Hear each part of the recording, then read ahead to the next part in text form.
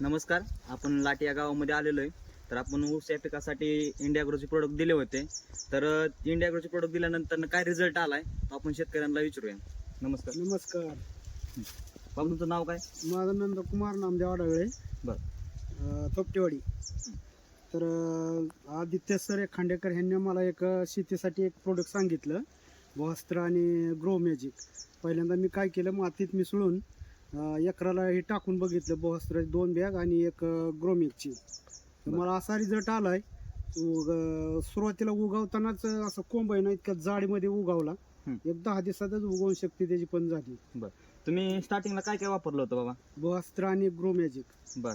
ते प्रोडक्ट हे प्रोडक्ट आहेत ना? हा, हे फक्त त्या प्रकारचे product? भोस्त्र ह्याच्यात नाही. आता बरेच दिवस झाले कुठं तरी पडलं असेल. हम्म. तर ही ग्रो मॅजिक आणि ओलिप आणि स्प्रे हे नंतर फवारण्यासाठी घेतले. ह्याचे 2 फवारणी आणि बांधलेलं एक भोस्त्र आणि इंडिया ॲग्रोचे आपलं ग्रो मॅजिक, असे 2 मिक्सिंग करून मातीमध्येच टाकले. आम्ही कसलंही रासायन अजिबात वापरलेलं नाही, मातीमध्येच मिसळलेलं आहे सगळं. आता तुम्हाला रिझल्ट काय आलाय? बघा ना, या की आतमध्ये कसं होतं, या बघा. बघूयात आपण रिझल्ट कशा पद्धतीचा आलेला आहे. बघा हे तुम्ही आता बघू शकता, याची कांडी, त्याचं पेरं किती लांब आहेत.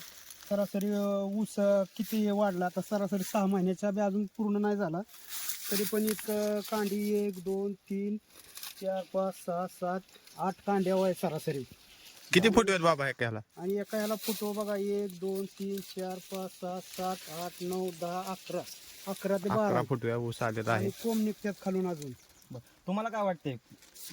शेतकऱ्यांनी रासायनिकडे न वळता ऑर्गॅनिक शेतीकडे वळावं असं माझं मत आहे. कारण रिझल्टच तेवढा इतका भारी आहे भोस्त्राचा आणि ग्रो मॅजिकचा. बरं, एकरी खर्च किती आला बाबा आतापर्यंत एकरी तुम्हाला? सरासरी बघा आतापर्यंत 13,000 रुपये झाले.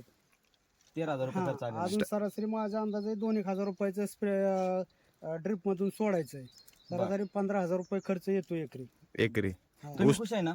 एक नंबर खुश आहे. सगळ्या शेतकऱ्यांना माझी हीच विनंती आहे की सगळ्यांनी ऑर्गॅनिक शेतीकडे वळून इंडिया ॲग्रोची खतं वापरावीत, ही माझी नम्र विनंती आहे. तरी आपण पूर्णपणे सगळा ऊस बघूया. बघा कसं ऊसाची जाडी बघा. ऊसाची जाडी बघू शकता, पेऱ्यातलं अंतर पाहू शकता.